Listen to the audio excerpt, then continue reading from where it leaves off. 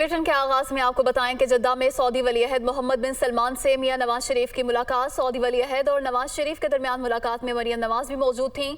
मुलाकात में बरादराना ताल्लुकात के फरोग और पाकिस्तान को दरपेश मसाइल के हल पर बातचीत हुई। ऐसा बताना है मरियम औरंगजेब का। दोनों रहनुमाओं की पाकिस्तान के मसाइल और उनके हल पर तफसीली गुफ्तगू हुई और ये मुलाकात मुस्बत रही। जराए का ये भी बताना है। मजीद तफसीलात जानते हैं deputy bureau chief Lahore Hasan Raza से। जी हसन रजा। जी बिल्कुल, साबिक वजीर आजम मियां मोहम्मद नवाज शरीफ की सऊदी वली अहद मोहम्मद बिन सलमान के से जो है वो तफसीली मुलाकात हुई। इस मुलाकात में मरियम नवाज शरीफ भी मौजूद थी। मोहम्मद बिन सलमान और नवाज शरीफ की मुलाकात इंतहाई मुस्बत रही, जबकि शाही महल में होने वाली मुलाकात में पाकिस्तान के मसाइल और उनके हाल पर तफसीली गुफ्तगू की गई। जबकि मुस्लिम लीग नून की जो तर्जुमान है मरियम औरंगजेब, उनका कहना है कि कायदीन ने सऊदी पाक बरादराना ताल्लुकात के मजीद फरोग और पाकिस्तान को दरपेश मसाइल के हल पर बात की।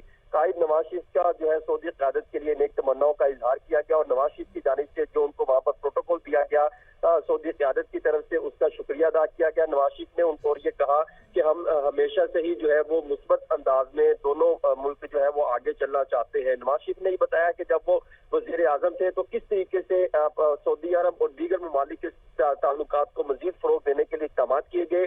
उसके साथ साथ नवाज शरीफ ने फिर ये भी बताया कि जब उनके मुखालिफ दौर आया, अपोजिशन जब उस वक्त की दौर की थी, जब वो इक़्तिदार में आए तो उनके साथ कैसे जुल्म और ज्यादती की गई, उसके हवाले से तफसीलात भी सऊदी वली अहद के सामने रखी। जबकि सऊदी वली अहद ने नवाज शरीफ को और उनके साथ इस बात पर इत्तफाक किया कि मामला को जो अफाम तफसीम के साथ जो है वो हल करना चाहिए, ताकि मुल्क को, पाकिस्तान को जो है वो इस जो है वो परेशानी की सूरत हाल से निकाला जा सके। जी हसन रजा, बहुत शुक्रिया, आपने तफसीलन अपडेट किया।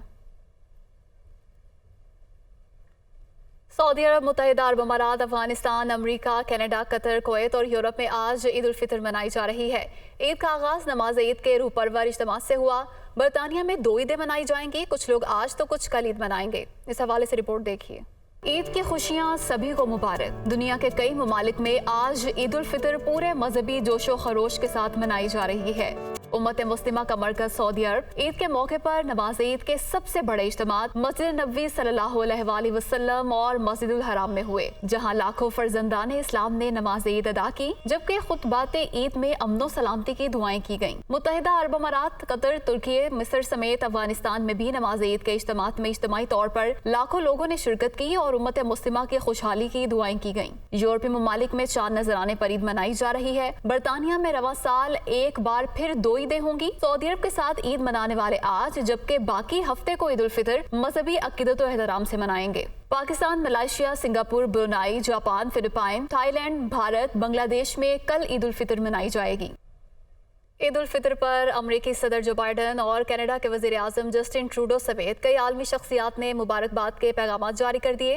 कनेडियन वजीर आजम जस्टिन ट्रूडो ने अपने पैगाम में आलमी दबारी की नई मिसाल कायम करते हुए अस्सलाम वालेकुम कहा। वजीर आजम जस्टिन ट्रूडो ने ईद उल फितर के मौके पर अपने तहनीती पैगाम में कहा कि ईद की छुट्टियां अपने खानदान और दोस्तों के साथ मेयारी अंदाज में गुजारते हुए इबादत और खैराती कामों में वक्त गुजारें। उन्होंने कहा कि हम आपकी खुशियों में शरीक हैं। अपने पैगामात में दीगर ने कहा कि रमज़ान में मजहबी, रूहानी और मार्फत के हसूल के लिए रोज़ा रखने का तोहफा ईद की सूरत में सबको मिल रहा है। मुल्क भर में कहीं भी शवाल का चांद नजर नहीं आया। ईद उल फितर कल बरोज़ हफ्ता होगी, ये ऐलान मौलाना अब्दुल खबीर आज़ाद ने मरकजी रोयत हिलाल कमेटी के इस्लामाबाद में मुनक़िदा इजलास के बाद किया। मुल्क भर में जोनल कमेटीज़ के इजलास भी हुए। मुल्क भर में किसी भी मकाम पर शवाल का चांद नजर आने की शहादत नहीं मिली। ईद उल फितर 22 अप्रैल बरोज हफ्ता होगी। इस बात का ऐलान चेयरमैन मरकजी रोयत हलाल कमेटी मौलाना अब्दुल खबीर आज़ाद ने इस्लामाबाद में इजलास के बाद न्यूज कॉन्फ्रेंस में किया। पाकिस्तान के किसी भी मकाम से माह शवालुल मुकर्रम का चांद नजर आने की कोई शहादत मसूल नहीं हुई और अदम रोयत रही। लिहाजा इत्तफाक राय से फैसला किया गया कि इंशाअल्लाह यकम शवालुल मुकर्रम 1444 हिजरी 22 अप्रैल 2023 बरोज़ हफ्ता को होगी। चांद की रोयत के लिए जोनल हलाल कमेटियों के इजलास भी हुए। लाहौर में जोनल कमेटी को सूबाई दारुल हुकूमत समेत पंजाब भर से शवाल के चांद की कोई शहादत मौसूल नहीं हुई। कराची में जोनल रोयत हलाल कमेटी का इजलास महकमा मौसमियात ऑफिस में हुआ। सिंध भर से कहीं से भी चांद नजर आने की कोई इत्तला नहीं मिली। कोयटा की जोनल कमेटी ने भी चांद की कोई शहादत न मिलने पर रिपोर्ट मरकजी रोयत हलाल कमेटी को भिजवा दी। पेशावर में भी जोनल कमेटी को शवाल का चांद नजर नहीं आया। उधर मस्जिद कासिम अली खान में मुफ्ती पोपलजई की सदारत में गैर सरकारी रोयत हलाल कमेटी के इजलास में भी खैबर पख्तूनख्वा में कहीं से चांद नजर आने की इत्तला न मिलने पर हफ्ते के रोज ईद का ऐलान कर दिया गया। और ईद का मज़ा तो अपनों के संग ही है। रेलवे स्टेशन पर भी अपने आबाई इलाकों को वापस आने वालों का रश है। कराची की सूरत हाल हमें बताएंगे एहसन चांडे और रावलपिंडी से हमारे साथ मौजूद होंगी हरीम जदून। पहले रुख करते हैं रावलपिंडी का, हरीम जदून जहां से हमारे साथ मौजूद हैं। हरीम, आप बताइएगा रावलपिंडी का जो रेलवे स्टेशन है यहाँ पर क्या मनाजिर आप देख रही हैं? कितनी बड़ी तादाद है शहर की जो अपने आबाई इलाकों को ईद मनाने जा रही है? जी बिल्कुल, इस वक्त मैं रावलपिंडी में रेलवे स्टेशन पर मौजूद हूँ। ईद उल फितर का ऐलान चुके हो चुका है। कल ईद उल फितर मुल्क भर में मनाई जाएगी। आज माह रमज़ान का आखिर रोज़ा है, तो क्यों ना अपने प्यारों के साथ मिलकर ईद मनाई जाए। इसी हवाले से मुसाफिर जो है उन्होंने बड़ी तादाद में रेलवे स्टेशन का रुख कर लिया है और मुसाफिर अपने घरों को रवाना हो रहे हैं। यहाँ पर अगर हम टिकट्स की बात कर लें तो जो किराए हैं वो इस दफ़ा 2 गुना बढ़ चुके हैं। यहाँ पर मैं आपको ये भी बताती चलूँ कि हर साल रेलवे की जानिब से ईद उल फितर के मौके पर जो किराए हैं उनमें कमी की जाती है, कंसेशन का ऐलान किया जाता है, लेकिन इस दफ़ा किसी किस्म के भी कंसेशन का कोई ऐलान नहीं किया गया। हमने देखा कि यहाँ पे मुसाफिर जो हैं वो कतारों में बैठे हुए हैं, प्लेटफॉर्म्स पर इंतज़ार कर रहे हैं ट्रेन के आने का। टिकट्स जो हैं वो भी दस्तयाब नहीं है, बुकिंग्स को बंद कर दिया गया है। हुकाम का ये कहना है कि रश बढ़ चुका है, उस हवाले से टिकट्स की बुकिंग जो है वो बंद कर दी है। लेकिन अगर हम बात करें मुसाफिरों की, तो जब हमारी उनसे बात हुई तो उनका कहना था कि किराए इतने ज़्यादा बढ़ चुके हैं, महंगाई इतनी ज़्यादा हो चुकी है कि हम जो पहले अपने प्यारों के साथ ईद मनाने जाते थे, अब वो खुशियां भी कम होती जा रही हैं। अपने प्यारों के साथ ईद मनाना भी इस महंगाई के दौर में बहुत ही मुश्किल होता जा रहा है। जी मौजूद रहिएगा। कराची की सूरत हाल जान लेते हैं, एहसन चांडियो हमारे साथ मौजूद हैं। एहसन, बताइएगा कराची के रेलवे स्टेशन की सूरत हाल क्या है? जी बिल्कुल, देखें इस वक्त जो कराची कैंडी स्टेशन में मैं इस वक्त मौजूद हूँ, पाकिस्तान रेलवे की जानिब से 5 स्पेशल ट्रेनें जो है वो चलाई गई थी, जिसमें तकरीबन 2400 जो परदेसी थे वो गाँव के लिए यहाँ से कराची से रवाना हुए। तकरीबन 5 ट्रेनें जो है वो चलाई गई थी पाकिस्तान भर से और 2 ट्रेनें वो कराची से स्पेशल ट्रेनें चलाई गई थी। उसके अलावा अगर हम बात करें जो रूटीन में रोज़ाना की बुनियाद पर ट्रेनें चलती हैं वो भी रवा दवा हैं, वो भी मुसाफिरों को ले जा रही हैं। बड़ी तादाद में इस वक्त कैंडी स्टेशन पर परदेसी जो है वो मौजूद हैं अपने आबाई घरों को जाने के लिए। और उसके अलावा हम बात करें जो पहली ट्रेन आज के दिन जो पहुंचेगी पाकिस्तान एक्सप्रेस, वो 2 बजे के करीब जो है वो यहाँ पे पहुंचेगी और उसमें जो है वो मुसाफिर रवाना होंगे। दूसरी तरफ अगर हम किरायों की बात करें तो हमारी जो है वो मुसाफिरों से बात हुई है, उनका ये कहना है कि जो किराए हैं वो यहाँ से लाहौर तक के लिए 2500 रुपये वसूल किए जा रहे हैं, जबकि फैसलाबाद के लिए 1800 रुपये। इसी तरीके से जो दीगर शहर हैं उनके लिए उसी तर्ज में जो है वो वसूल किए जा रहे हैं। अगर हम बात करें जो हम लोगों ने बात की है मुसाफिरों से, उनका ये कहना है कि किरायों से वो जो है वो नाखुश नज़र आते हैं। उनका ये कहना है कि किरायों में कुछ कमी लानी चाहिए। ठीक है, आप हमारे साथ ही मौजूद रहेगा एहसन, और फहद अमीन भी हमारे साथ मौजूद हैं। उनसे जानते हैं कि वो कहाँ पर मौजूद हैं और क्या सूरत हाल वो देख रहे हैं, मुसाफिर को किन मुश्किलात का सामना। जी फहद, कहिएगा। ईद की खुशियां अपने प्यारों के साथ मनाने के लिए लाहौर समेत दीगर शहरों में परदेसियों की अपने बड़ाई इलाकों में वापसी का सिलसिला जो है वो जारी है। मैं इस वक्त लाहौर रेलवे स्टेशन पर मौजूद हूं और यहाँ पर जो है वो आज भी बड़ी तादाद में जो है मुसाफिर जो है वो अपने आबाई इलाकों में जाने के लिए यहाँ पर मौजूद हैं। दूसरी जानब अगर देखा जाए तो रेलवे इंतज़ामिया की जानिब से जितनी भी ट्रेनें कराची और कोयटा के दरमियान चलाई जा रही हैं वो तमाम की तमाम ट्रेनों में 100% बुकिंग जो है वो आज तक मुकम्मल हो चुकी है, जिसकी वजह से मुसाफिरों को जो है वो टिकटों के असूल में मुश्किलात का सामना करना पड़ रहा है। रेलवे इंतज़ामिया की जानिब से मुसाफिरों के रश के बायस जो है वो मुसाफिरों को सहूलत देने के लिए इस ईद पर 5 ईद स्पेशल ट्रेनें चलाने का ऐलान किया गया था, जिनमें से 3 ईद स्पेशल ट्रेनें जो हैं वो ईद से कबल चल चुकी हैं और 2 ईद स्पेशल ट्रेनें जो है वो ईद के बाद चलाई जाएंगी।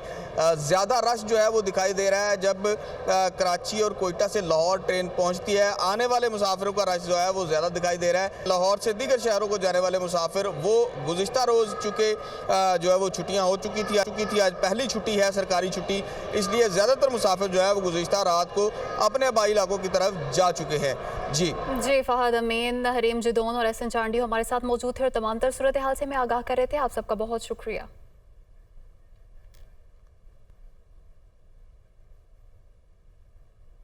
ईद उल फितर की खुशियां अपने अजीज़ों गारिब के साथ मनाने के लिए गुजरांवाला से परदेसियों की अपने इलाकों की तरफ रवानगी जारी है, लेकिन बस अड्डों पर गाड़ियों की कमी है और ट्रांसपोर्टर्स की जानिब से जायद किराए भी वसूल किए जा रहे हैं। मज़ीद तफसीलात जानते हैं नुमाइंदा दुनिया न्यूज़ फहद बशीर से। जी फहद, बताइएगा।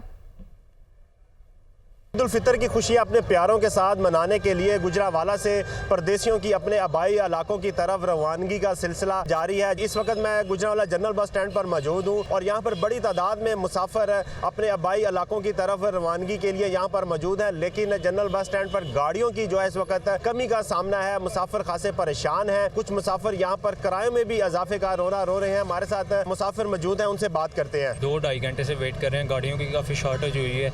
हर बंदे की यही ख्वाहिश होती है कि ईद अपने घर जाके अपने घर वालों के साथ मनाई जाए। ओवर चार्जिंग भी हो रही है इधर, क्योंकि पिछले वाले स्टैंड पे किराया कम है, मगर उन्होंने भी इनके साथ ही अब मेरे ख्याल में बिल्कुल सेम ही कर दिया किराया। आज बिल्कुल आपने सुना, जो मुसाफिर हैं उनका ये कहना है कि जनरल बस स्टैंड पर गाड़ियों की काफ़ी शॉर्टेज है, जिसकी वजह से उन्हें काफ़ी परेशानी का सामना है और वो वक्त पर अपने घरों में जाना चाह रहे हैं। तो ट्रांसपोर्टर्स हैं, उनकी जानब से गाड़ियों में जानबूझकर जो है वो गाड़ियों की शॉर्टेज की गई है ताकि ब्लैक में जो है वो टिकट दी जा सके, जायद किराया जो है वो वसूल किया जा सके। मुसाफिर मुतालबा कर रहे हैं कि ज़िली इंतजामिया को इस पर नोटिस लेना चाहिए, गाड़ियों की यहाँ पर दस्तयाबी यकीनी होनी चाहिए, किरायों में भी जो है वो कमी होनी चाहिए ताकि वो अपने आबाई इलाकों में पहुंचकर अपने प्यारों के साथ ईद की खुशियां मना सकें। जी आगे बढ़ेंगे। सुप्रीम कोर्ट का प्रैक्टिस एंड प्रोसीजर बिल बाकायदा कानून बन गया। Supreme court practice and procedure bill बाकायदा कानून बन गया।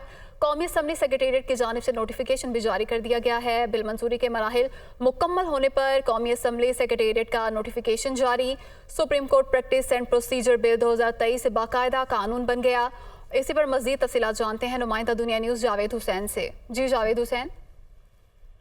जी देखिए, कौमी असम्बली के तर्जुमान की जानिब से ये बताया गया है कि supreme court procedure practice and procedure bill अब कानून की शक्ल में नाफिज हो चुका है और इस हवाले से बताया गया है कि कौमी असम्बली सेक्रेटेरिएट प्रिंटिंग कॉर्पोरेशन को गजट नोटिफिकेशन का हुक्म दिया है और सदर ने इस बिल को दूसरी बार दस्तखत के बगैर वापस भिजवाया था और अब जो है वो कानून और कायदे और ज़वाबित की रोशनी में तमाम तकाजे पूरे करते हुए गजट के लिए भिजवा दिया गया है और बिल मंजूरी के बाद जो मंजूरी है वो तमाम मराहिल मुकम्मल होने के बाद कौमी असम्बली सेक्रेटेरिएट ने बाकायदा नोटिफिकेशन जारी कर दिया है इस हवाले से।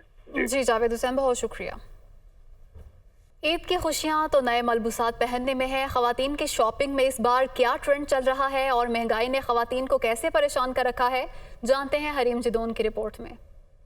रमजानुल मुबारक के आखिरी अशरे में बाजारों में रौनकें लग गईं। कपड़ों की दुकानों पर खवातीन का रश। मौसम की मुनासबत से इस बार चिकनकारी ट्रेंड में है। हर किसी को अपनी पसंद के जोड़े की है तलाश, क्योंकि हर कोई ईद पर मुनफरिद नजर आना चाहता है। We get ready and we dress up, तो हमारी तो ईद ऐसी होती है, फिर हम ईदी कलेक्ट करते हैं और इसी में फ़न होता है सारा हमारा। इस दफ़ा चिकनकारी के अंदर ज़्यादा ट्रेंड चल रहा है। एम्ब्रॉयडर्ड हो गया और बहुत वाइब्रेंट कलर चल रहे हैं और पेस्टल कलर भी इन हैं। खवातीन रंग बिरंगे कपड़ों की खरीदारी में भी मसरूफ हैं, तो साथ ही इनकी जुबान पर महंगाई का शिकवा भी है। कहती हैं जो सूट पहले 3000 तक मिल जाता था, अब 8000 से कम में नहीं मिल रहा। विंडो शॉपिंग कर रहे हैं क्योंकि इतनी महंगाई होगी, सोचते हैं हम लोग पहले के लें या ना लें। बहुत ज़्यादा महंगाई है, समझ नहीं आ रही हम ले क्या। एक जो चीज़ है वो 4000 की मिली थी, अब 8000 की मिली है, डबल रेट पर मिल रही है। खवातीन की अपनी अपनी बसात के मुताबिक ईद की खरीदारी तो जारी है, लेकिन महंगाई का शिकवा सबकी जुबान पर एक ही जैसा है। कैमरामैन अंजुम फातमी के साथ हरीम जदौन, दुनिया न्यूज़, इस्लामाबाद। मुल्तान में खुस्सा साजी की सकाफत और रिवायत सदियों पर मुहित है, इसलिए मुल्तानी खुस्सा दुनिया भर में तारीखी शहर की पहचान बन चुके हैं। यही वजह है कि ईद की खुशियों को दोबाला करने के लिए शहरियों की बड़ी तादाद रंग बिरंगे खुस्से खरीदने में मसरूफ़ है। वो किस तरह, आइए देखते हैं जाम बाबर की ये रिपोर्ट। मुल्तान से मुल्तान तक के सफर में खुस्सा साजी में भी जिद्दत आई है। इसलिए कारीगरों ने सकाफत और फैशन को मद्देनजर रखकर मुल्तानी खुस्से तैयार किए, जिनमें नोकदार और कनाली वाले खुस्से खूबसूरती में अपनी मिसाल आप हैं, जबकि मोती, दबके, सिलमे, सितारे और तिल्ले के काम से मुनफरिद डिजाइन के खुस्से खास तौर पर ईद के लिए तैयार किए जाते हैं, जिनको खरीदने के लिए बाजारों में खवातीन का रश है। ईद के लिए खुस्से लेने आई थी तो बहुत अच्छे खुस्से मिलते हैं यहाँ से। महंगाई तो है लेकिन क्या करें, ईद की शॉपिंग तो करनी है। खुस्से लेने आई हूँ और मुझे इस दफा भी खुस्से पहनने हैं और मुझे खुस्सों का बहुत शौक। ईद की तैयारी खुस्से के बगैर अधूरी होती है, जिसको दुबाला करने के लिए बच्चे, बड़े और खवातीन सब भी शौक से खुस्से की खरीदारी करते हुए दिखाई देते हैं, जिस पर दुकानदार भी खुश हैं। धागे तिल्ले का काम जो है ना हमारे पास जदीद से जदीद होता जा रहा है